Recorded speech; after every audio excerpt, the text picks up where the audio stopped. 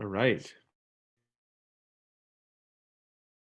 Uh, I'm excited to have our first community dev call of the year. I'm going to move so I'm not so backlit here.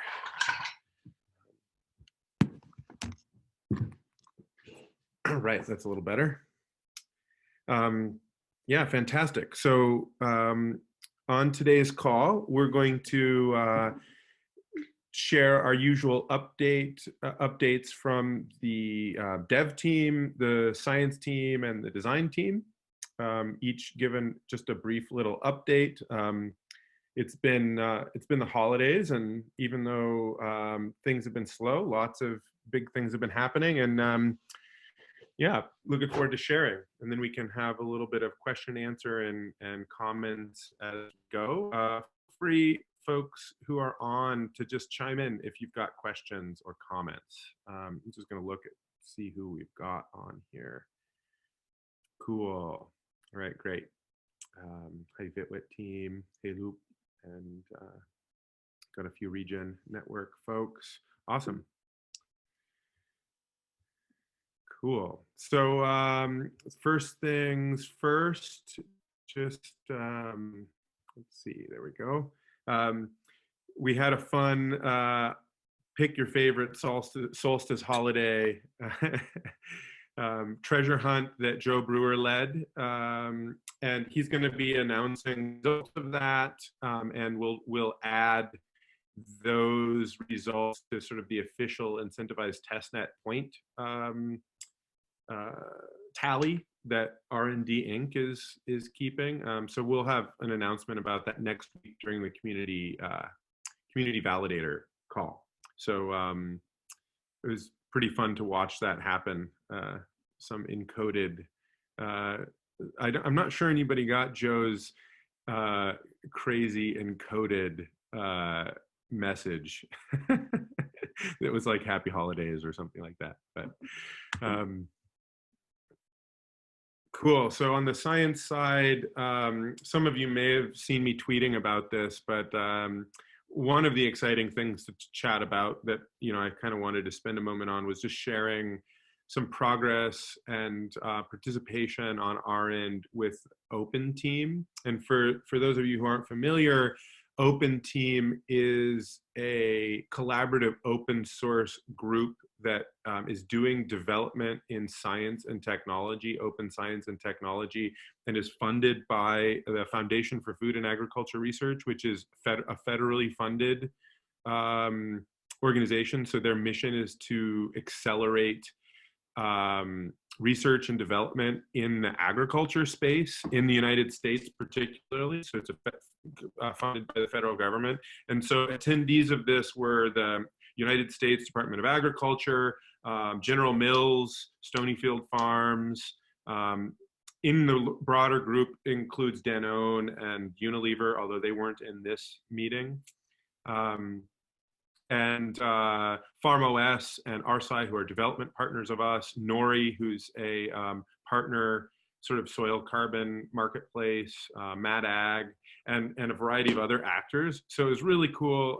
Giselle and I got to sit in and have some geeky conversations about measurement methodologies, and then just to sort of let folks know, I mean, we're both participating on the science side of things, with Giselle mostly leading that and me sort of supporting her in methodology development. But our main role in Open Team is actually data structure and interoperability, because we have all of these different groups who are looking to collect data and then use it for a variety of different applications. The sort of highest order of application being to provide proof of claims for ecosystem service markets, but there's also the need to use this same data for farmer decision making to improve performance and yields and get information to local and national governments, et cetera. So this data is going to be used and reused. And so there's a whole sort of structure of permissions and data marketplaces, et cetera, that we're sort of digging into and a big playing a lead role. I would sort of note that I'm very excited about this group because I think it's a really fantastic opportunity for proof of stake to be supplanting the old sort of corporate and governmental adversarial dynamics to create for sort of data interoperability claims and agreements. So it's a really exciting place to be. So I'm not sure if folks have any questions about Open Team, but I wanted to give that brief update. We're continuing to work with them through the rest of the year, and we're actually we're part of it. The grant is a 3-year grant process, so we'll be working with these folks for the long term. Right. Now, I wanted to, hopefully, it looks like Aaron's on. I wanted to give a quick update on the dev side. I'm not equipped to give this update really in any sort of depth, but there's been a bunch of movement over the holidays on what has turned out to be a perennial long-term discussion and debate in the Cosmos SDK community about Amino versus Protobuf. And there's been a substantial amount of movement, and Regen Network is sort of taking leadership in that. And so maybe Aaron, I could pass it over to you, or Ethan. I see you've just hopped on. If either of you would like to just speak to the transition or the work that's being done to transition the Cosmos SDK to be Protobuf compatible. Sure. I'd like to hand over to Aaron to explain details, but I can say briefly the motivation. Cool. I mean, it's been an issue for 2-3 years in that you can build Go CLIs, very powerful, very, very powerful for Cosmos SDK, but their solution for JavaScript clients is not so hot. They have a custom encoding scheme, which was never properly implemented in JavaScript and actually is not really amenable. It's a very, very Go specific library. So it works very nice with Go, but it's really hard to port to front-end clients. And there's been, a very slow development of any sort of front-end apps bindings for JavaScript or Swift or Kotlin or Java or anything like that. So one of the things we want to work here is we want to basically backwards compatibility. We need to have backwards compatibility in blockchain, and we wanted nice, easy to use ways of building standard web apps that talk to blockchain, like Ethereum, which does have libraries for its admitted ugly RLP encoding scheme. Anyway, so we want to do this. We've been talking for a long time about how to do this, and recently Aaron spent the last few weeks during the holidays doing some actually major advances on this front. Maybe you can share it.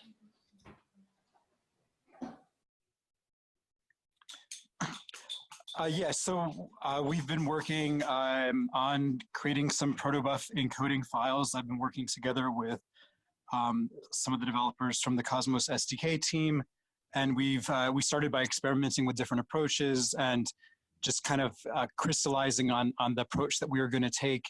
And it's likely that the first protobuf types will get merged into the Cosmos SDK master today or tomorrow.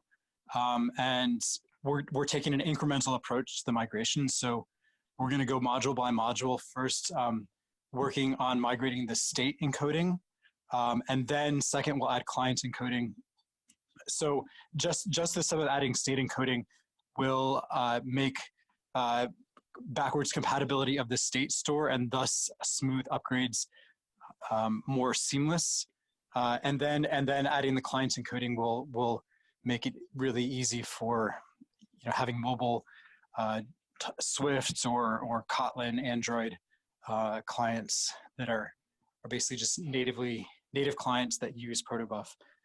And we're hoping, we have sort of an ambitious timeline, but we're hoping to get this done this month. And at least the current talk is maybe to even try to get this in the 0.38 Cosmos SDK release. So there'll be more, I'll have more announcements as things progress. Cool. Thanks, Aaron. Thanks, Ethan. And just to weave this back in with our role in Open Team and our business development strategy, this was a blocker for us to be able to provide, to use Regen Ledger to support, applications, that are written in JavaScript, et cetera, to be, creating interoperability and sort of building out our ecosystem. So it's really exciting I think on multiple levels. So nice work, Aaron, for this has been an intractable debate in the Cosmos ecosystem for a while. And I guess it was something, the moment had come, and good job working on it through the holidays. So thanks for that. CosmWasm development. Ethan, do you want to speak really briefly to where CosmWasm's at? Yeah, I think actually there was more, there's a little more text there I wrote on the website, whatever. Let me just refresh. I probably just need to do a quick, there we go. There, nice. Oops, present not share. Cool. So yeah, let's see. I released I think I announced last time that there's public. I made a blog post about it. It's out there. 052 is out there and it's designed to be used. Got some feedback on it. A few people interested in building on it and tried out the tutorial to use it. I got some feedback. One developer built out an ERC20 token contract using it and gave me a lot of feedback on API design, which he took in to build a 0.6 release, which has some improvements in security. I verify more block non-determinism, like any, it filters out all floating point operations, etc. Upgraded, and there's new caching and stuff. Anyway, a new version of the underlying libraries. So we got some improvements in there as well as a cleaner API. They made a lot of things consistent, and I'm building out. There's a WASM, awesome page, CosmWasm, awesome out there to gather all the contracts and trying to reach out to people. The community is starting to move on Telegram. So I'll be building out some more sample contracts and helping anyone else that wants to build them out, and some more tutorials, how to use it, to show how to use more use cases. People are excited about ERC20 token contracts and DEX. And there are a number of bigger features on the pipeline for Regen's use cases. But yes, right now just helping people get onboarded and trying to build a community there. And hope to launch in about 2 weeks or so a public testnet, demo net, with no real, so people can share it. One public IP address people can use, a public URL people can use to try out contracts, upload them and share them with their friends. So if you want to try out contracts, come and join. There's a CosmWasm Telegram channel. And hopefully we'll have some nice stuff for Regen testnet launch, mainnet launch. Awesome. This is super exciting, Ethan. Nice work. Do you mind if I ask a quick sort of novice question? Go for it. So what does the fact that this woman is working on ERC20 tokens and maybe other sort of standard Ethereum token types mean that there's sort of backwards compatibility into that sort of ecosystem of standards that people can launch a sort of CosmWasm chain and have access to all of those token types? No, so it's not byte compatible. It's not the same. You can't touch the same code. The code doesn't work the same. It's just interface. And if you look at ERC20 standard, it's not the code or even the API. It's essentially a series of 4 or 5 queries and 3 transactions you should support. So it's sort of cloning. It's like translating them into. We took a design document and built it in our system. Yeah. To demo it. The reason for that, not because the best thing ever, but because it's very, very well known. And almost every project wants their own token. And this is one of the highly requested things. So when you build a setter, people extend it. They had minting capabilities, bonding curves, a lot of things build off it. So rather than trying to invent the wheel, we said, let's build things people like. So I think porting a number of concepts that are heavily used from Ethereum is actually a good way to go.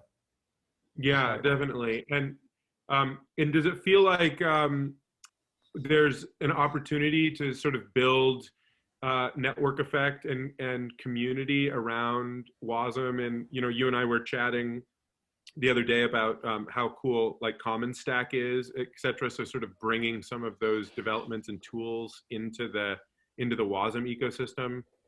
Definitely. Are you sensing that there's some appetite for that? I'm definitely interested. I mean, they're very open for it, for other chains too, right? They're all working on Ethereum, but a lot of the designs and lots of research designs in theory is very chain agnostic. Yeah. So I think there's a lot of support for launching other chains as well. If I want to build it, they're happy for that too. Yeah, totally. As long as you do it. Yeah, I mean, they're not going to learn this and build it. They're short on people. What I've seen there is sketching Solidity is definitely shorter, but there's a lot of hidden stuff there. It's really hard and loaded. It's magic, so much magic that it's not clear. So I've only seen these things, and actually trying to test things and make it, bulletproof seems much easier actually with Cosmosm. It's hard to write your sample, but you can see it, you can test it. You have much more rather than feels like Ethereum things just happen somehow. And it's easy to write it, but it's hard to audit it. So anyway, I've looked at some Ethereum contracts, some standard Ethereum contracts I have out there, and definitely I'm curious of porting many of them to Cosmos. Hopefully for the community building that too, and help people build that stuff out there. It's not just me. So cool. We can work as Regen, and hopefully we get more people. What inspires me about Cosmosm is one thing about Cosmos SDK ecosystem is it's supposed to build an ecosystem of sharing modules. And the truth is few zones have shared modules. One reason is they have no real incentive to. Their code's open source, but you have to, they don't actually make it easy to take the module out. You can just copy it if you want to. But the other point is, if you look at these things, there's 034 modules, there's 36 modules, there's 37 modules. One's based on master, which is there's 38, pre-38, and they keep changing APIs, and these modules need many hours or days of work to port from one to the other. So it's fragmented already because people, wrote a contract 3 months ago. It doesn't work with a other net that was written last month. So having a stable API, I hope to have that soon, and that will allow these contracts to keep growing and growing, and then easier to share them.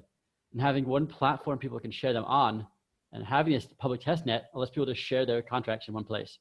So I've been also building out tooling for uploading modules to Crates.io for Rust, and doing distributed peer code reviews, cryptographic code reviews, and putting the tooling out there and documenting how to use this tooling, which is reusing other tooling, but really trying to build a system that encourages sharing, re-auditing, reuse from the day one. So hopefully we can get more projects building code and sharing with each other. I also want to chime in on that concept.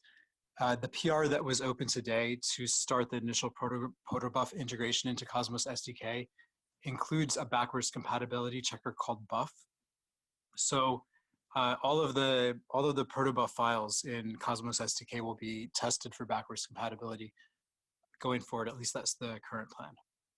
And I think that will help with sharing modules that are written in Go, or that could possibly have API compatible implementations that are in Rust but have the same proto files. So I think there's steps in that direction on all fronts. It definitely helps client side, because there are definitely client side clients and wallets have to update every time they update the version. They break all the wallets, they have to change.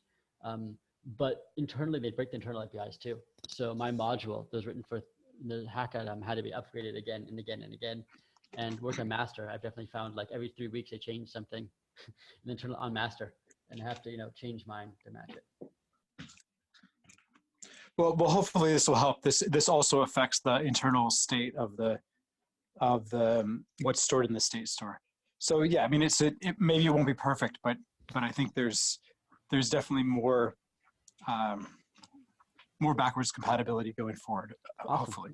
Awesome, both sides. So I gotta go. I gotta jump. But yeah, take a look at Cosmosm. There's a Telegram channel. Check out cosmosm.com, and there's a whole lot of docs, and you can go through a tutorial if you want there. Awesome. Run it yourself and write your own contract. Thanks, Ethan. Right, thank you. All right, so now we've got a update from the product development and design team. Daniel, can I pass it over to you? Or Ron? Yeah, sure thing. Thanks, Gregory. Could you just refresh there one more time? I had one extra line while you were talking. Oh yeah, definitely. Just a sec here. Oops. Yeah. Got it now? Perfect. Thank you. Yeah. Thanks. Yeah, so I'll give a little bit of an update of just where we've been at from our, going from design to development towards mainnet launch. While we started with some, low fidelity mockups and kind of just exploring the space and looking at,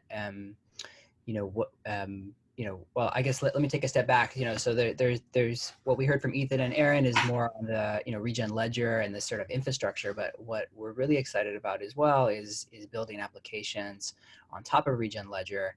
And one of the first applications we're looking to build is a registry, and we like to launch this by mainnet together with some partners in Western Australia who are managing quite a bit of land and protecting biodiversity and practicing regenerative agriculture. And the situation in Western Australia, or in Australia in general, is that there's many different states in Australia, and they all have their own compliance and regulatory markets for issuing credits, and they'd like to work with us to kind of to make it easier rather than having to comply with different protocols and standards. We could potentially build out an application that allows them to issue their own credits in their own way and work with their own buyers. And so this first application that we'd like to build is the issuance of biodiversity and carbon credits, and where the deal flow happens offline. So the payments for those credits happens somewhere else, not on the platform initially. It could happen on the platform in the future, but that you can confirm ownership. So Gregory, if I was to sell you some carbon credits, we could look online and you'd see your name associated with, or your organization associated with, those credits that were issued.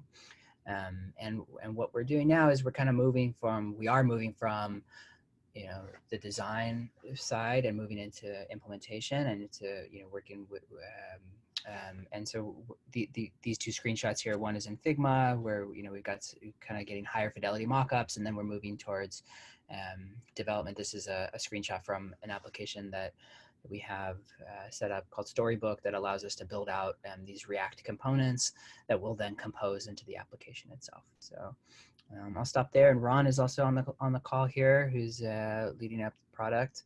And yeah, Ron, do you have any additional words you want to add, or did I cover most of it? I think you covered most of it. Yeah, I think the idea here is to build a reference design or proof of concept of the application layer that runs on top of the Regen Ledger. And this is a focus, as Danielle was talking about, with on what's called ecosystem service credits. And we're starting off with biodiversity credits. But it's a whole space in and of itself that's begging for disruption, and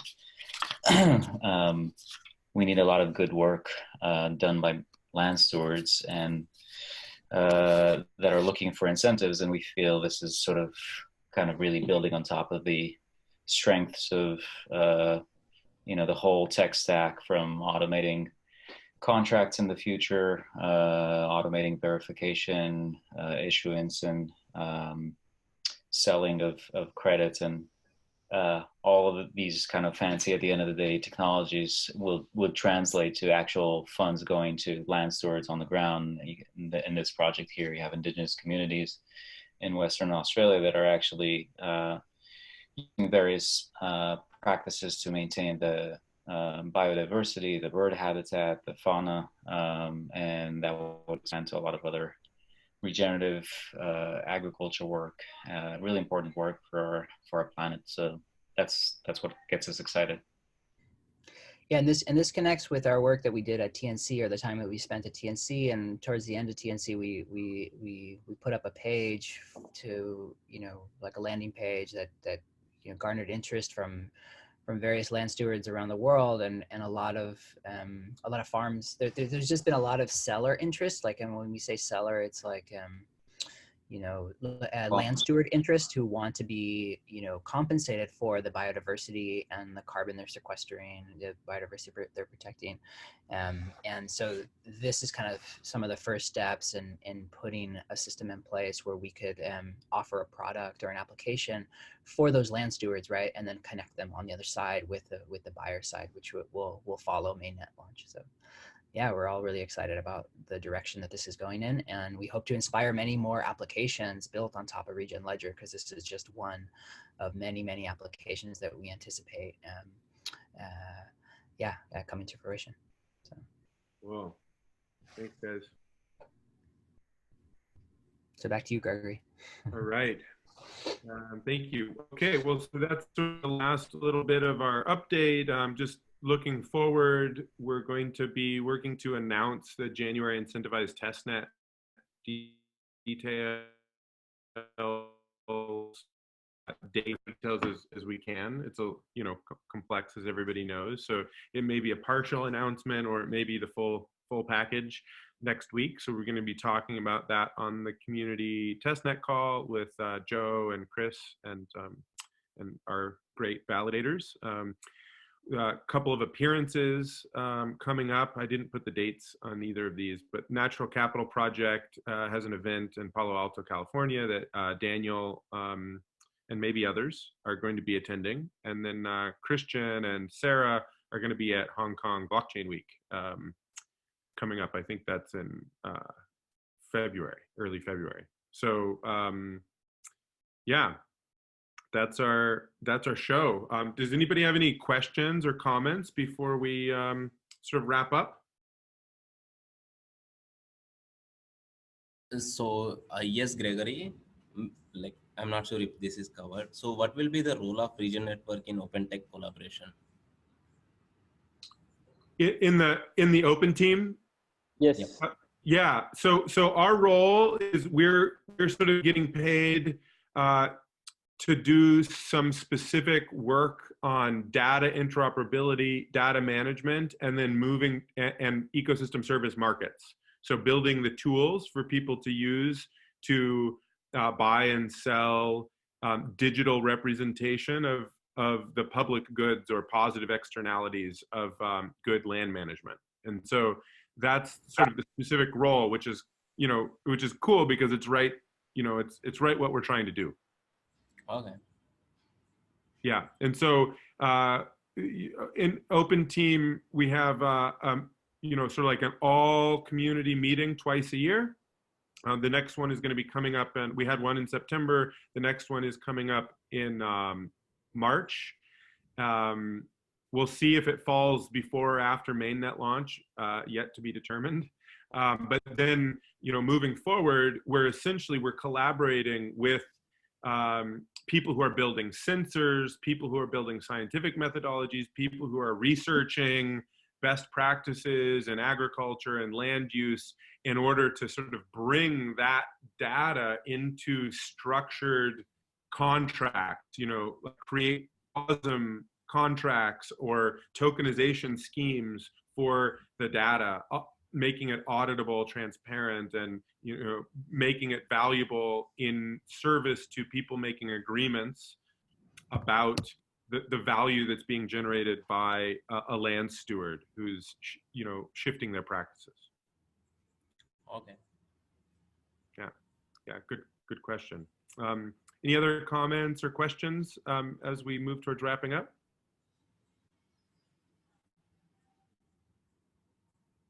Cool. Well, feel free if you do have questions pop up, feel free to chat them in the Telegram channel, and we will see everybody who's joining for the validator call next week, and if not, hopefully see you all in 2 weeks, and see you on the interwebs in the meantime. Thanks so much, and Happy New Year. And I always like to say, hasta la regeneración siempre.